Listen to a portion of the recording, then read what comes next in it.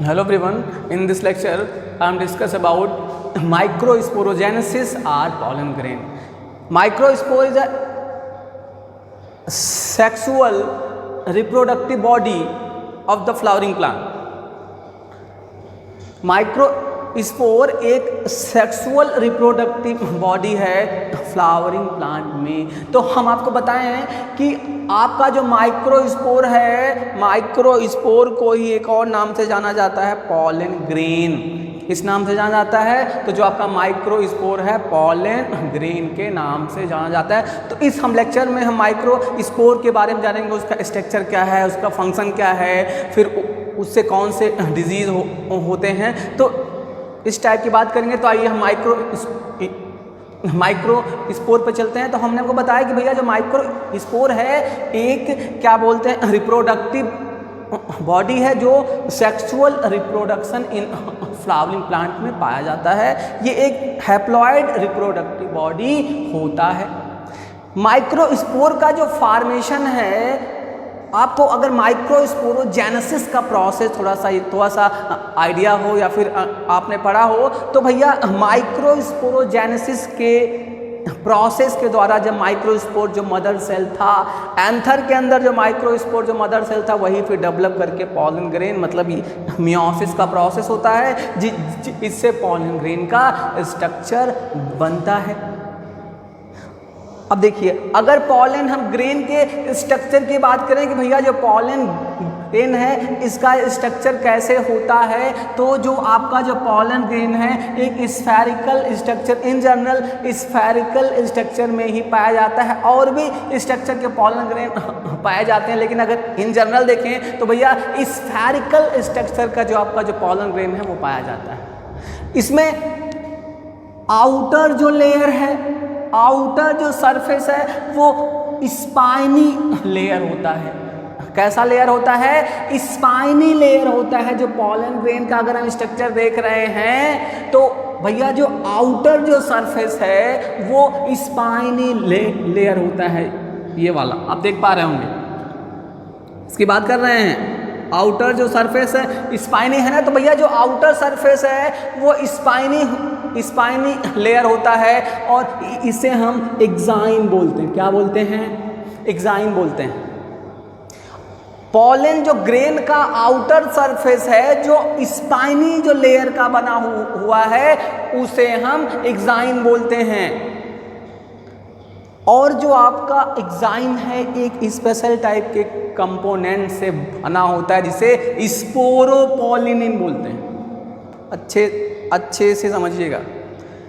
Exine जो है sporopollenin से बना होता है। ये पॉलन ग्रेन को रेजिस्टेंस देने का काम करता है। अगर पॉलन ग्रेन बहुत हाई टेम्परेचर में भी रहे तो ये डिस्ट्रॉय नहीं होगा, ये सरवाइव कर सकता है, क्योंकि इसका जो आउटर वॉल है या जो आपका आउटर जो लेयर है जो स्पाइनी लेयर से जो बना है जिसे हम एक्साइन बोल रहे हैं, उसमें स्पोरोपोलिनिन पाया जाता है। स्पोरोपोलिनिन से मिलकर के बना होता है। तो भैया बहुत बार क्वेश्चन पूछा जाता है कि स्पोरोपोलिनिन का फंक्शन क्या है और कहाँ पाया जाता है। तो स्पोरोपोलिनिन जो है पॉलन इनका जो आउटर जो कवरिंग है जिसे हम एक्साइन बोलते हैं, एक्साइन बनाने का काम करता है। और स्पोरोपोलिन का ये फंक्शन है कि भैया पॉलन ग्रेन जो है उसको रेजिस्टेंस देने का काम करता है। क्या काम करता है? तो ये आपका जो पॉलन जो ग्रेन है उसको रेजिस्टेंस देने का काम करता है। ऐसा रिपोर्टेड है कि पॉलन ग्रेन बहुत अधिक साल के भी मतलब पाए गए। तो साइंटिस्ट ने सोचा भाई ऐसे कैसे हो रहा है, ऐसे तो नहीं होना चाहिए। तो इस पर रिसर्च हुआ तो पता लगा कि भैया जो पॉलन जो ग्रेन था उसका आउटर जो कवरिंग जो स्पाइनी जो कवरिंग है जिसको हम एक्साइन बोल रहे हैं, एक्साइन में एक स्पेशल टाइप का कंपोनेंट पाया जाता है, इसे स्पोरोपोलिन बोलते हैं। इसी के कारण जो आपका जो पॉलन ग्रेन है अधिक दिन तक आराम से सरवाइव कर सकता है। समझ में आया? अब देखिए, आउटर जो लेयर था उसे हमने एक्साइन बोल दिया और जो नीचे का स्मूथ लेयर था, एक्साइन के नीचे एक स्मूथ लेयर था जिसे हम इंटाइन बोलते हैं। क्या बोलते हैं?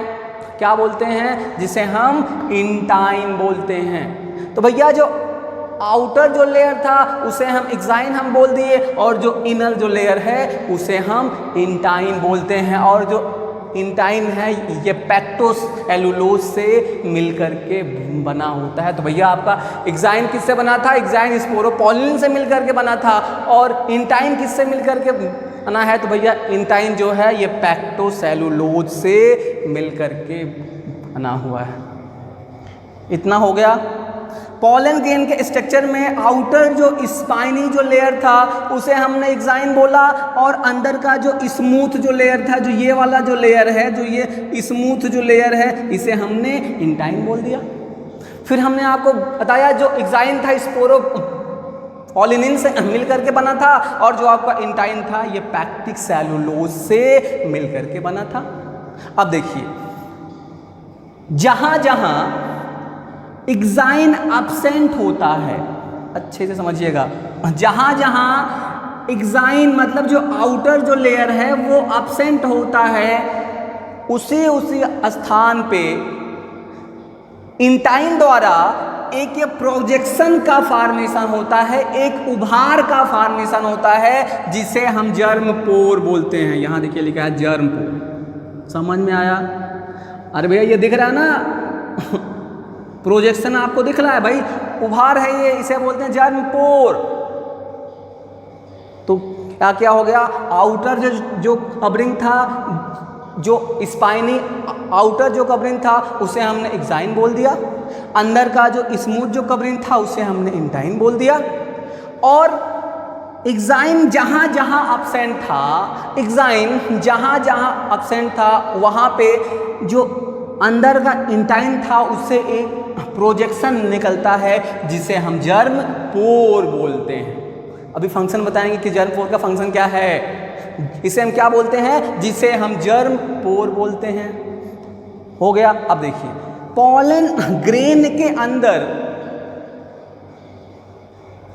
दो टाइप के सेल पाए जाते हैं। एक जो है वो वेजिटेटिव सेल है, एक जो है वेजिटेटिव सेल है, और जो दूसरा दो है वो जनरेटिव सेल है। ये आपको दिख रहा होगा जनरेटिव सेल। समझ में आ गया? पॉलन ग्रेन के अंदर कुल दो टाइप के सेल पाए जाते हैं, एक जो है वेजिटेटिव सेल है और दूसरा जो है वो जनरेटिव सेल पाया जाता है। जो आपका जो वेजिटेटिव जो सेल है इसके अंदर एक न्यूक्लियस भी पाया जाता है, इसको बोलते हैं वेजिटेटिव न्यूक्लियस। और जो आपका ये जनरेटिव जो सेल है, ये जनरेटिव सेल के अंदर एक न्यूक्लियस पाया जा रहा है जिसे बोलते हैं वेजिटेटिव न्यूक्लियस। यहाँ तक क्लियर हुआ? अब देखिए क्या है, जो ये वेजिटेटिव जो न्यूक्लियस है आगे ये चल के मेल गैमेट का फॉर्मेशन करेगा। अच्छे समझिएगा, पॉलन ग्रेन के अंदर कुल दो टाइप के सेल पाए जा रहे हैं, एक है वेजिटेटिव सेल, एक है जनरेटिव सेल। यही जनरेटिव सेल जब पॉलिनेशन हो जाएगा, मतलब जो पॉलन जो ग्रेन है ये उसके स्टिग्मा पे जब ये चला जाएगा, मतलब जब पॉलिनेशन का प्रोसेस होगा, जब जर्म ट्यूब का फॉर्मेशन हो जाएगा, तो जो आपका जो यही जनरेटिव सेल है, यही जनरेटिव सेल मेल गैमिट का फॉर्मेशन करता है। तो कई बार पूछा जाता है कि यार पॉलन ग्रेन में कौन सा ऐसा सेल है, आप बोलते हो कि दो सेल पाया जाता है, एक है वेजिटेटिव सेल और जो आपका जो दूसरा है वो है जनरेटिव सेल, तो कौन सा जो सेल है वो मेल गैमिट का फॉर्मेशन करता है? तो भैया आपका जो ये जनरेटिव सेल है ये मेल गैमिट का फॉर्मेशन करता है। अभी क्लियर हुआ? मेल गैमेट का फॉर्मेशन कौन करता है? पॉलन ग्रेन में जो जनरेटिव सेल होता है। ये भैया आपका पॉलन ग्रेन का स्ट्रक्चर हो गया। अब थोड़ा फंक्शन पे चलते हैं कि इसके कौन कौन से पार्ट का कौन कौन सा फंक्शन है। तो हमने आपको बताया जो आउटर जो लेयर था, स्पाइनी लेयर जो स्पोरोपोलिन से बना था, ये रेजिस्टेंस देने का काम करता है।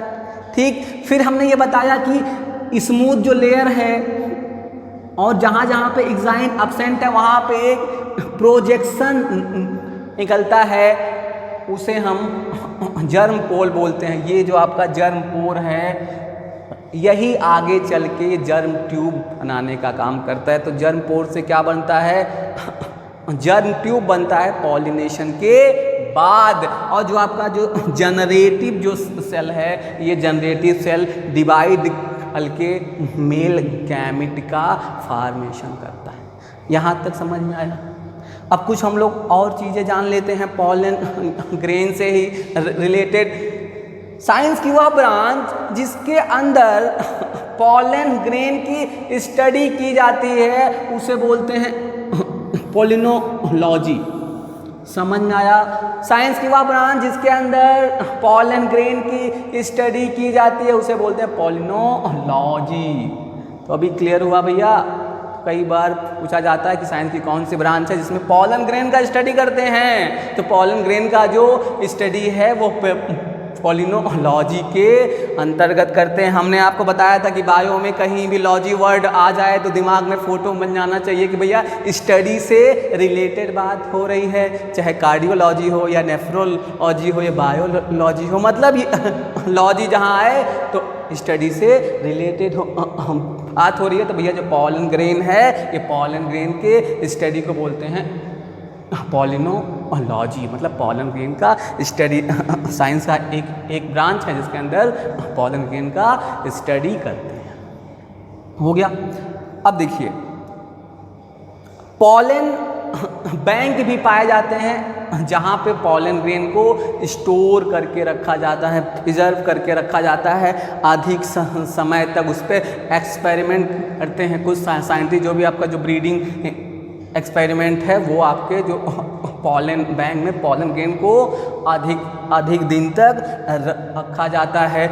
इसको रखने के लिए लिक्विड नाइट्रोजन का यूज होता है, मतलब ये लिक्विड नाइट्रोजन के अंदर ये पॉलन ग्रेन को रखा जाता है। समझ में आया? अब देखिए जो आपका जो पॉलन ग्रेन है ये न्यूट्रिटिव भी होता है, तो पॉलन न्यूट्रिशन के रूप में भी यूज होता है। और आपको हम बता दें कि जो पॉलन ग्रेन है उससे कुछ डिजीज़ भी होते हैं, जैसे अस्थमा, लंग्स की जो डिजीज़ हैं वो पॉलन ग्रेन से भी होते हैं, जैसे अस्थमा। तो भैया ये पॉलन ग्रेन के बारे में हो गया। एक बात और जान लीजिए, बिल्कुल कंफ्यूज नहीं करिएगा, माइक्रोस्पोर और पॉलन ग्रेन एक ही हैं, अलग अलग नहीं हैं। पॉलन ग्रेन को ही माइक्रोस्पोर भी बोलते हैं। और एक बात जान लीजिए कि ऐसा क्वेश्चन आता है कि मेल गैमेटोफाइट क्या है, तो मेल गैमेटोफाइट जो sexual reproduction in flowering plant में पॉलन ग्रेन को ही मेल गैमेटोफाइट बोलते हैं। तो बिल्कुल नहीं कंफ्यूज करना है, क्वेश्चन चाहे जिस तरीके से आए आप आराम से कर लेंगे। वो आए भाई मेल गैमेटोफाइट का स्ट्रक्चर क्या बोलते हैं बनाइए, तो भैया जो मेल गैमेटोफाइट है वो भी आपका क्या बोलते हैं, पॉलन ग्रेन ही होगा। माइक्रोस्पोर आए अब भी पॉलन ग्रेन होगा, और अगर पॉलन ग्रेन आए तो पॉलन ग्रेन है ही। तो बिल्कुल भी कंफ्यूज नहीं करना है आपको भैया, ये आपका पॉलन ग्रेन का सिंपल सा स्ट्रक्चर हो गया। एक बार फिर से हम रिवाइज कर देते हैं। हमने बताया कि भैया जो पॉलन ग्रेन है इसका जो आउटर जो लेयर है स्पाइनल लेयर उसे एक्साइन बोलते हैं, अंदर एक स्मूथ लेयर जिसे इंटाइन बोलते हैं। जहाँ जहाँ पे इंटाइन एब्सेंट होता है वहाँ पे एक प्रोजेक्शन निकलता है, इसको हम जर्म पोर बोलते हैं। पॉलन ग्रेन के अंदर कुल दो टाइप के सेल पाए जाते हैं, एक है वेजिटेटिव सेल और एक है जनरेटिव सेल। वेजिटेटिव सेल के अंदर वेजिटेटिव न्यूक्लियस भी पाया जाता है और जनरेटिव सेल के अंदर भी जनरेटिव न्यूक्लियस पाया जाता है।